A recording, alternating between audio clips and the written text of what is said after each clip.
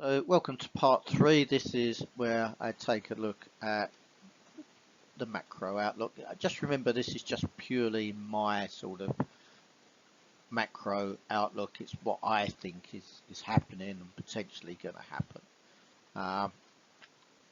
Fairly accurate, but it's not always perfect, of course, as nothing is in life. Okay, so the first thing we're going to look at, obviously, is Israel beginning their assault on Hamas again in Gaza. Not having too much of an impact on the markets at the moment. Russia, Ukraine is still at it as well. So geopolitically, you know, these are things just to bear in mind. But they're certainly not having the impact on commodities that you would have perhaps expected so far. And then, of course, if we look, so stocks generally sort of overvalued. You know, this is the second best November we've just had for stocks since the 1980s. And of course, you know, the US soft landing is definitely still on track at the moment, as much as you can say definitely in markets, I suppose. The commodity energy sector is lower, which again is helping to bring inflation down. Now, Chinese data, again, you know, it's still weak. You know, it seems now that the government are supposedly in there buying to boost markets. They're doing that through their state institutions. So, you know, just be a little bit cautious there.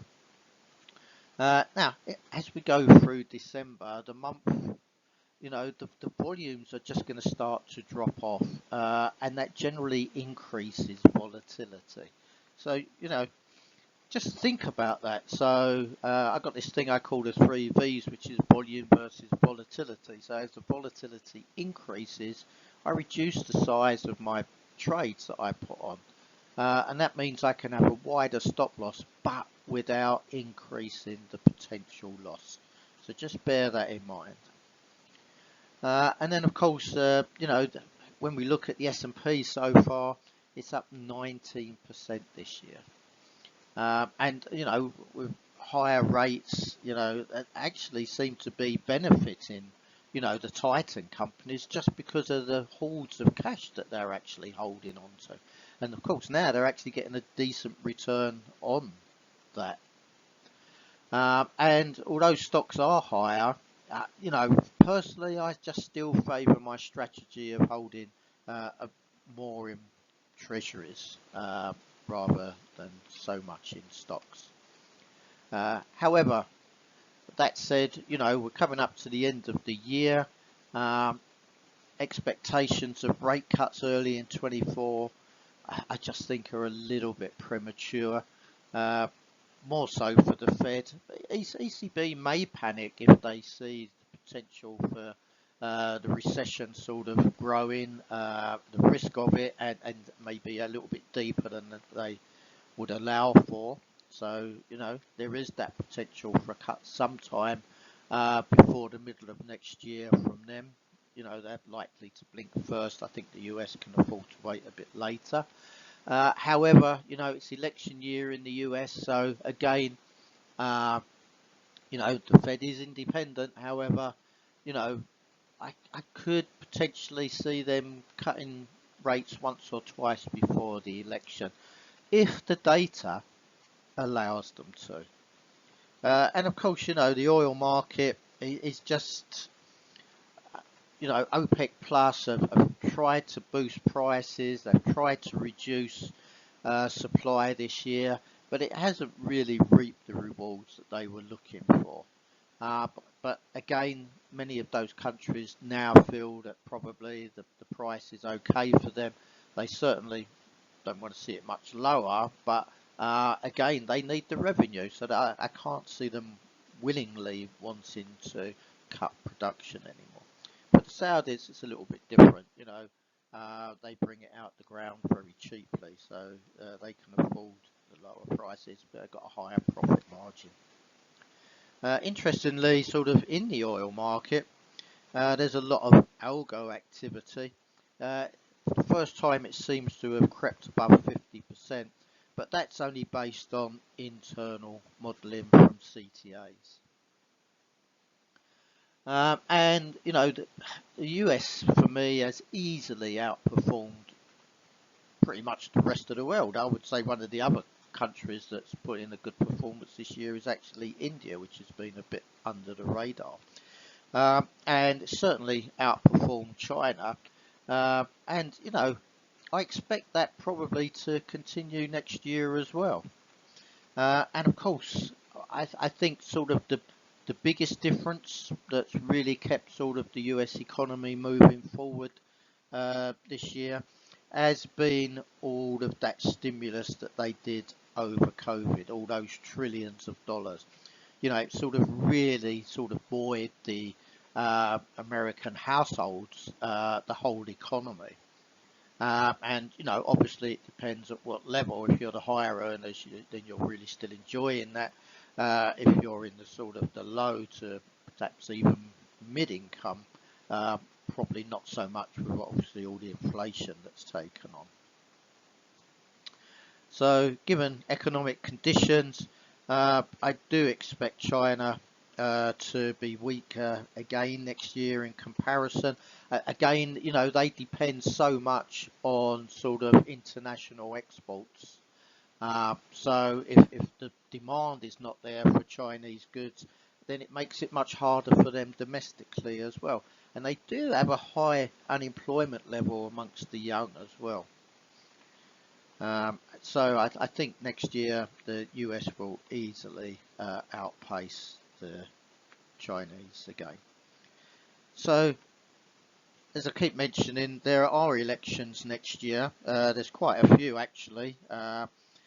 So obviously those governments will be keen to try and keep inflation moving lower and at least heading towards that 2% target that the central banks have set.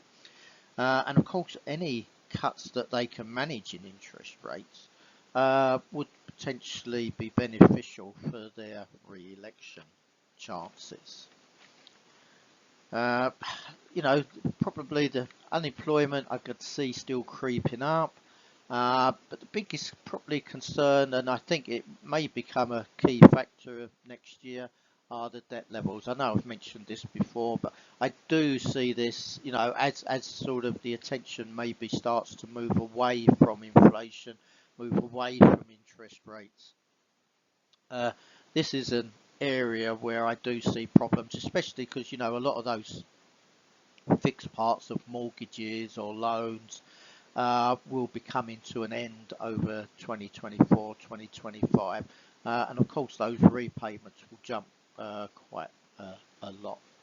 So I think personal debt, you know, defaults are a risk.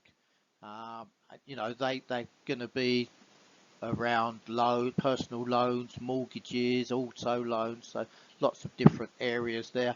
Although I think for the mortgages, perhaps not as bad as it could be, because I would expect most banks just to offer to extend the length of time of the mortgages to help keep those higher repayments a bit lower.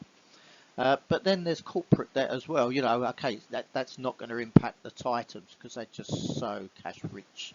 But sort of some of the mid or smaller companies will again continue to struggle, I think, into next year. And you know, when you look at the fact that these indices keep making higher highs, you know, a lot of that has to be attributed just to these Titan companies. Quite often the bulk of the index is actually not doing so well. And then of course we've got to look at the governments and the levels of debt that they've got to GDP. You know, that ratio I think will come under scrutiny a lot more next year. So stocks traditionally fare well in election year, but those geopolitical risks are still there, and of course that can be impacted by any geopolitical issues that can push potentially energy prices, commodity prices higher. It's going to be an interesting year for the dollar, I think, next year. Um, I've always, well, not always, but for the last 3 or 4 years, most definitely been a fan of the dollar. Um, just when I look at it, I just think, for a country that's got the strongest economy by far, quite often they seem to be penalised for their currency. It does get those bears coming in, the dollar bears, and personally, and just remember it's all my view, I just think that they're a little bit ahead of themselves, and I just don't think that it warrants it. But who am I? I'm just one person against the market. So anyway, now we're going to take a look at what's happened in the markets with some technical analysis. So we offer newsletters, we offer workshops, 1 week courses, our comprehensive masterclass that's really going to help you. Apart from gaining all that fundamental knowledge, you get to spend 20 trading sessions with me, practical sessions. So that's I'm not saying I'm going to turn you into a massive trader in 20 sessions, but getting that sort of feedback from me, that insight from me, is valuable. Now, other things that we offer are trader mentoring. We consult to companies on FX and commodity exposure. Of course, we provide a massive educational content to individuals, exchanges and brokers. If you feel underfunded, why not give the trading challenge a go? And see if you can get that funded account. Maybe you're underfunded, maybe you don't want to risk your capital, which is quite understandable. And of course, one of our courses now includes a free attempt at the trading challenge. If you would like to find out more about anything, then contact us at info@symaxfintech.com or directly to me at chris.tubby@symax-int.com. Okay, so now we're going to go into the technical analysis section. So I hope you join us for part 4. As usual, we start with our disclaimer. So trading involves the potential risk of loss of capital. It's not suitable for everyone, although hopefully it is for you. When it comes to leverage, just be careful because you can lose substantially more than that initial investment. Everything we include in here is just purely for educational purposes.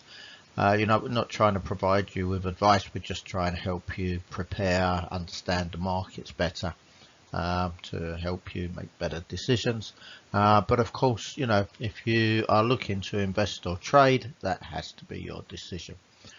And before you make that, you should consider your financial situation, your level of experience, and your risk appetite. And of course, on your risk capital, you're prepared, but more importantly, can afford to lose. If you've got any doubts whatsoever, seek independent financial advice before risking your capital.